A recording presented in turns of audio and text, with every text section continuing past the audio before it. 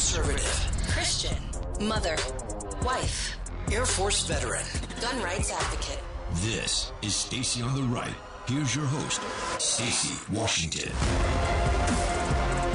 Hour 3, working our way through everything that needs to be discussed in our time slot tonight from 9 to midnight. SiriusXM.com. Give the gift of subscription so no one you know, no one in your life ever misses anything. We have the best programming from morning to midnight here on Patriot 125. Welcoming in Brandon Arnold, Executive Vice President at the National Taxpayers Union. Thank you so much, Brandon, for coming on tonight. Hey, thanks for having me. All right, so we have the militarization of the IRS, and it's not some conspiracy theory. It's not something people are making up. They've literally spent $10 million on ammunition and SWAT gear and bullets. Yeah, that's absolutely true. They bought the ammunition. They bought all sorts of weapons. We're talking about semi-automatic shotguns. We're talking about assault-style rifles. We're talking about all sorts of weapons that go far beyond what you would normally expect any kind of law enforcement officer to have, except in extreme scenarios. And that's very, very concerning. You know, you're talking about a larger IRS workforce. The plan that they initially released said we'd get 87,000 new IRS employees. They've since updated that, and it's a much shorter plan, 3 years, but now they're talking about 20,000 new IRS employees. It's still an enormous expansion of their workforce, big increase in their arsenal. Makes a lot of taxpayers deservedly very, very nervous. So can I play devil's advocate for a second? People have told me, I'm talking about regular everyday people, right? They're not in an interview setting. They said, well, Stacy, they haven't had a major hiring, jaunt in decades. They have a lot of people who retire from the IRS every single year. So they have workforce attrition and the population has grown. And so they need more employees so that they can just do their jobs. And they have old, outdated computer systems, and basically the whole thing, just according to people that I talk to, the whole thing needs a refresh. And so this is a overdue, system update, and we're blowing it out of proportion. Yeah, I mean, there is a grain of truth there. There has been a lot of attrition at the IRS, and they do need to staff up again. But let's look at the details a little bit here. First of all, we're talking about attrition. You don't need to request the creation of additional FTEs, full-time employees within an agency, if you're just losing people by attrition. Mm-hmm. It's automatically assumed that you will replace people when they retire or when they move on to other jobs or so forth. We are talking about new employees in most of these instances. And you're correct in pointing out, or your friend is correct in pointing out, that the IRS needs this modernization overall. They desperately need it, and that's something we've been advocating for a long, long time. Look, some of their software and applications are literally more than 60 years old. And we're talking about technology. 60 years might as well be 100 years because those systems are so outdated. They cannot find the software engineers and other personnel to fix those systems when they break, which happens often. They need new printers, they need new copiers, they need virtually everything. But what we've seen from the IRS is, rather than spending money on modernization effort, rather than spending money on core functions, like putting people on the phone so that when taxpayers have problems, when they have questions, they can get those resolved rather than making a mistake or making an error of some sort on their tax form that later requires an audit. Instead of investing in that type of personnel, and instead of investing in modernization, they're investing, as you said, in weapons, or they're investing in enforcement activities. Well, guess what? You have fewer enforcement activities that are necessary if you actually help people do their taxes properly, rather than forcing them to spend hours on hold waiting to get a basic question answered. So, and I think the point you're making about not being able to call in and get a person, not being able to kind of say, hey, I just would like to talk to someone, right? Taxpayers don't actually have that option. You can't call in and talk to a person about the issue that you're having. Now, they do have some things like where you can go online and submit different things, and, they have a online verification system. So there are some parts of it that, when I recently interfaced with it, I was like, oh, okay, this is new and different. Okay, that seems like, it's oriented towards helping the taxpayer. But on the main, there's a lot of work to be done. And so are you with any confidence at all that any of it the things that you mentioned that need to be done, that those are actually going to get done now that there's this new huge infusion of cash? I think it's possible. And listen, my organization, National Taxpayers Union, not to tip our own hat here, but we are working in a bipartisan fashion because that's necessary to get things like this done. We're working in a bipartisan fashion to try to make these improvements. And there's a lot of people out there, left, right, and center, that believe some of these enforcement dollars need to be repurposed for core IRS functions, like I mentioned, getting people on the phones, having people processing returns, updating systems. Right now, if you do a paper return, rather than scanning that in using a scanner or machine, they're manually taking that information and transcribing that into a computer interface. That's incredibly time-intensive, labor-intensive. It's a huge waste of time. So you talk about all these additional agents, all these additional officers. You need fewer people if you modernize your system. You need fewer enforcement officers if you're actually helping people do their taxes properly. So, yeah, I mean, it's a huge lift, and this shouldn't be partisan. Of course, everything in Washington is partisan, but it shouldn't be so partisan and contentious. It's just the IRS, there's so much inertia there, and there's so much lack of desire to change and improve the way they go about their business. It's really frustrating. Yeah, it is frustrating. And so I'm just wondering about what kind of rules there are for like purchasing. How is it possible? I could see buying, some firearms or some gear, but $10 million worth, that's not an accident. That's not a small purchase. Over time, that amount of money would be noticed by numerous entities that perform the budget analyst function in that section of the federal government. And no one cried foul or said, why are the expenditures on firearms and ammunition so high? And, how can we justify that? There's no justification process. Yeah, I mean, there ought to be. I think the IRS has long had an enforcement portion of its budget. And, that goes back, we think of the IRS, busting Al Capone back decades and decades ago. And in situations like that, extreme circumstances, I guess you do need assault-type weapons and semi-automatic shotguns. But on a day-to-day basis, you don't. So, what I think is rational in a situation like this is don't gear up as if all of these extreme, once-in-a-blue-moon circumstances are happening on the regular. Have a very limited enforcement budget, a very limited arsenal for the IRS, and outsource those functions when you do need to bust into the mafia leader's living room. Maybe outsource that function to the U.S. Marshals or another existing federal law enforcement agency that is well trained in this type of activity, that has experience doing that type of function, rather than having that housed within the IRS. It just doesn't make sense, but that's often how the government works. You have so much duplication of functionality, so much replication, and that's really, really concerning whenever it occurs, but particularly in a situation like this, if you have unexperienced people that have weapons in their hands that are going into these high-octane situations, and you're literally talking about life and death situations, and that is concerning. You want people that are experienced, that know how to diffuse those tense situations and not lead to violent circumstances.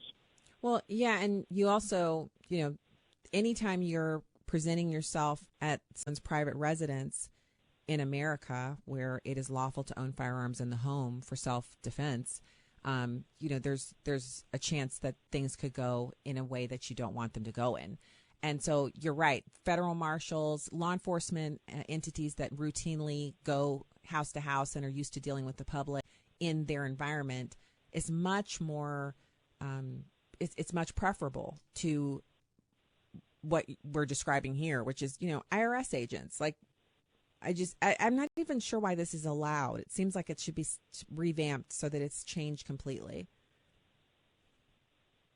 Well, good news is I think people are starting to pay attention to it. And the IRS does so many things that fly under the radar, like every federal agency, because there's only so many of us that are paying attention to such matters. But fortunately, there are folks on the Hill like Congressman Jim Jordan, the chairman of the Judiciary Committee in the House, and others that are starting to ask some tough questions here. And they're starting to say, why do we need this type of function within the IRS? Why can't the IRS focus on what it's supposed to do, process tax returns, help taxpayers fill out their forms and so forth, those core functions? Let's get back to that. And these other extracurricular activities, some of them are necessary. Sometimes you have tax cheats, and sometimes those tax cheats are dangerous criminals. But let's do things in an intelligent fashion and have the right people engaged in those situations rather than creating an IRS army. We don't need an IRS army. Let's focus on what they actually ought to be doing. I agree. So let's talk a little bit about the Republican response to the weaponization of the IRS. I know there was a lot of talk during the campaign season of taking back the House and the Senate and defunding this IRS, kind of spending spree. And then, of course, the Senate wasn't by the Republicans, and so there's not a lot you can do if you don't have a veto-proof majority. You really can't pass legislation that goes against the interests of the executive branch. But you can exercise oversight. The House can defund things.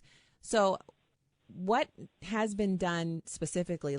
Can we connect the reduction in the number of people they're planning on hiring? Can we connect that to actions taken by Republicans, or did they do that on their own? Yeah, I mean, there have been some actions by Republicans. I think the IRS, they have new leadership over there. Daniel Werfel's the new commissioner. He's only been on the job for a few months now. And to his credit, I don't say many nice things about the IRS, but to his credit, he has said, for instance, they're going to no longer make unannounced visits to people's homes. I think that's a step in the right direction, especially when you're talking about, like you said, the potential for catastrophic situations when you go in with guns blazing to a homeowner that may have weapons. So I think there have been a few minor improvements there and a general willingness to make change, which is a rarity at the IRS. And then you have had an increased level of oversight, particularly in the House where Republicans are in control, as you mentioned. The Republicans are starting to ask those tough questions. They're starting to bring in the new IRS commissioner and trying to pull back the curtain and find out what's taking place over there. We had the Fiscal Responsibility Act a couple months ago that made a small but important reduction to the IRS budget. And then you have the appropriations process. This is the annual process by which Congress funds the federal government, all of its agencies. And I think there is some progress being made there by Chairwoman Kate Granger of Texas. One of the important provisions that they put in the IRS bill would block the IRS from basically creating its own tax preparation services, which is a huge conflict of interest. They're trying to put into it and H&R Block and all these companies out of business and internalize that function within the federal government. That's a huge problem because the IRS doesn't know how to keep our private information secure. It's a huge problem because, again, it's a conflict of interest. The IRS, when they do your tax return, their incentive is to get as much money out as possible, whereas if you use a private sector service, their incentive is to minimize your tax liability and do right by you in the confines of the law. So anyway, there are some improvements being made. I think there are relatively minor steps, but at this point, given the makeup of our federal government, minor steps are certainly better than the alternative, which is inertia, a lack of any kind of pro-taxpayer activity. Yeah, I think so. We did cover them no longer going to personal residences unannounced. And I was like, wow, what took them so long? But, we'll take it. It's a step in the right direction. We can't even go visit public servants without being announced. You have to have an appointment, right? If you show up at a public servant's office and ask to see them, they'll say, do you have an appointment? And if you say no, you get turned around. Please let me help you make an appointment. And then you have to come back. So by virtue of that being the reality at the workplace, you would certainly expect that they would want to call ahead and let you know they're coming, unless they're doing an enforcement action, which I agree with you.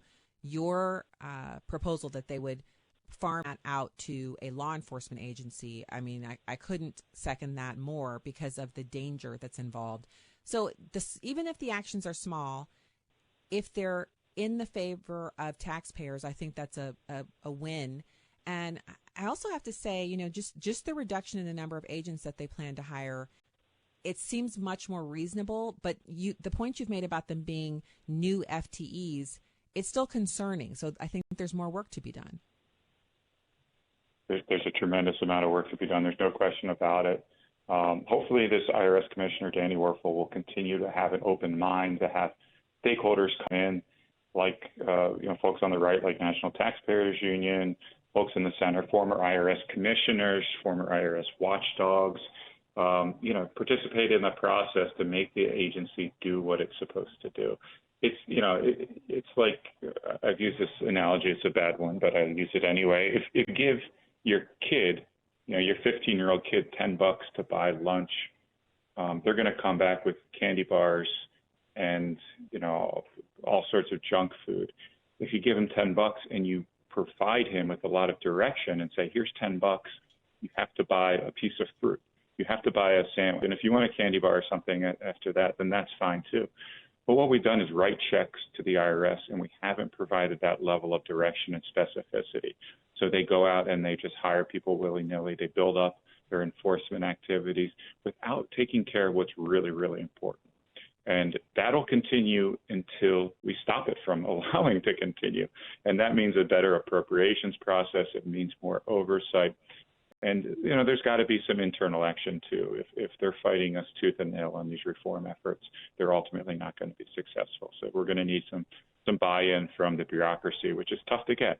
But it's a very important fight, and it's one worth fighting because, we're talking about one of the most important things that the government does, and that is collect our taxes, have access to our personal information. And, it's just incredibly important. It is. It's incredibly important, and it's something that every single American has, interface with. Like some parts of the government, you can genuinely say, I don't really interact with that part of the government. Probably many parts of the government, you could, it may interact with you in a tertiary fashion from your taxes, but you specifically interacting with it, seeking that agency out, not even close.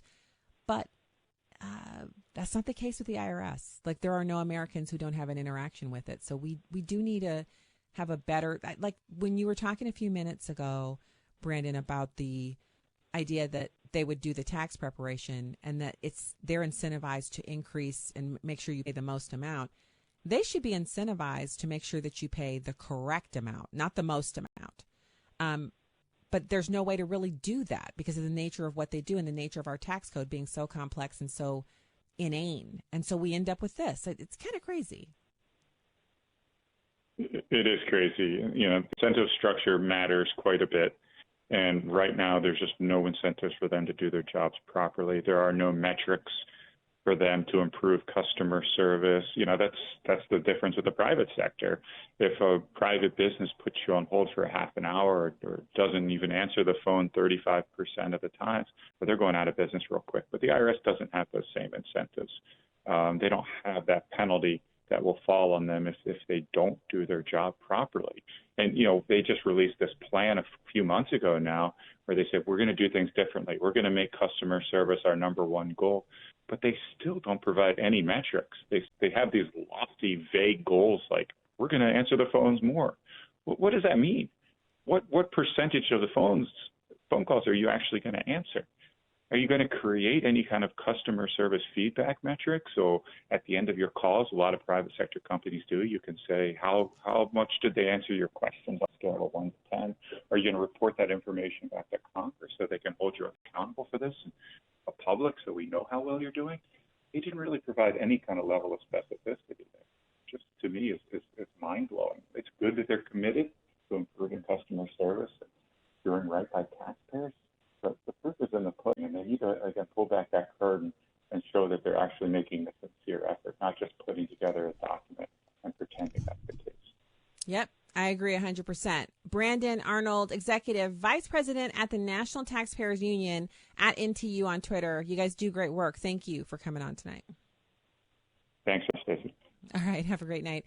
We'll be taking calls from the best listeners in satellite radio here at Sirius XM Patriot 125, 866-957 if you want to join me, 866-957-2874, 866-95-PATRIOT if you want to join me. We'll be right back.